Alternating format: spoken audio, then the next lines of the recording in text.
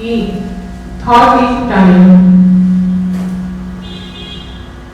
तो ये जो आप काल कह रहे हो, तो ये कालातीत भी एक संकल्पना है, एक काल भी है। तो कालातीत माने वही प्रज्ञा है जहाँ विचार रुक जाता है।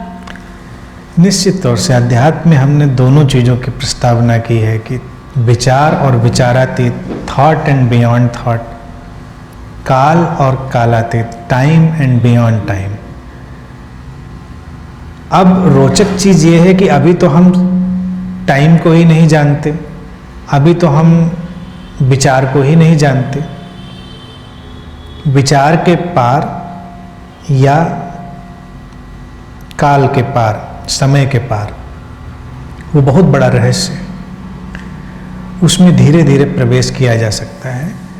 पहले ज़रूरत विचार को समझने की है। आमतौर से लोगों की समस्या क्या होती है कि विचार से पार जाना है, विचार से मुक्ति। पहले विचार को समझो। तो अगर विचार को नहीं समझा तो विचार से पार भी कैसे जाओगे? संभव ही नहीं। तो पहले विचार के रहस्य को ही जानना। विचार कम रहस्यमय नहीं है। विचार जादू कर सकता है, करता है। विचार की अपनी दुनिया है, समय की अपनी दुनिया है। समय कोई मामूली चीज नहीं है। तो पहले तो हम काल को समझें, काल की गति को समझें। भारत में इसीलिए हमने इन सारी चीज़ों का वर्णन किया है, काल से महाकाल। और विचार को जब समझ लेते हैं, उसके रहस्य को समझ लेते हैं, तभी उसके पार जाना संभव है। जल्दबाजी की ज़रूरत नहीं। जैसे कि अक्सर आध्यात्मिक लोग एक बात करते हैं, जैसे कि प्रश्न में भी बात थी कि एक नॉन फिजिकल एलिमेंट और एक फिजिकल एलिमेंट, एनिमेट इनएनिमेट जिसको कहते हैं। अक्सर लोग कहेंगे कि जो चैतन्य है या नॉन फिजिकल है या आत्मा है, वही शाश्वत है। वास्तविकता तो वही है। वो ज़्यादा महत्वपूर्ण है। जो मिटने वाला है, जो फिजिकल एलिमेंट है, वो उतना महत्वपूर्ण नहीं है। अक्सर लोग यही कहते हैं। लेकिन जो फिजिकल है वो कितना मिस्टीरियस है, पहले इसको तो जाने। ये सारा तमाशा तो उसी से हो रहा है।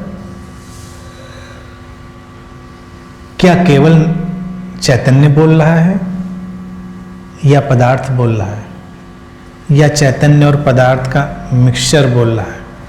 लोग कहेंगे कि कौन है जो बोलने के पीछे बोलता है, या देखने के पीछे देखता है, सुनने के पीछे सुनता है?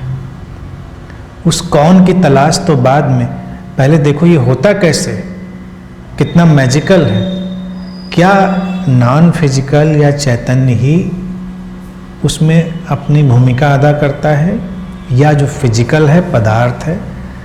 तो इसीलिए अकल्ट साइंसेज में जो ये पूरा विज्ञान रहा, अध्यात्म का रहस्य विज्ञान, उसमें किसी भी चीज़ को कम करके नहीं आंकते। वो कहते हैं वो उतना ही रहस्यमय है, इक्वली मिस्टीरियस है।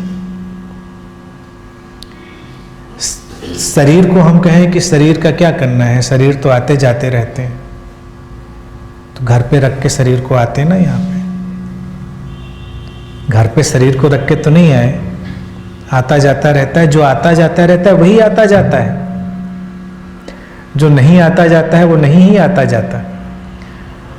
तो आध्यात्म में लोगों की जल्दबाजी बहुत है। जो हमारे सामने है, जब तक उसके रहस्य को हम नहीं जानते, तब तक उसके पार के रहस्य की बातें, उनका कोई मतलब नहीं।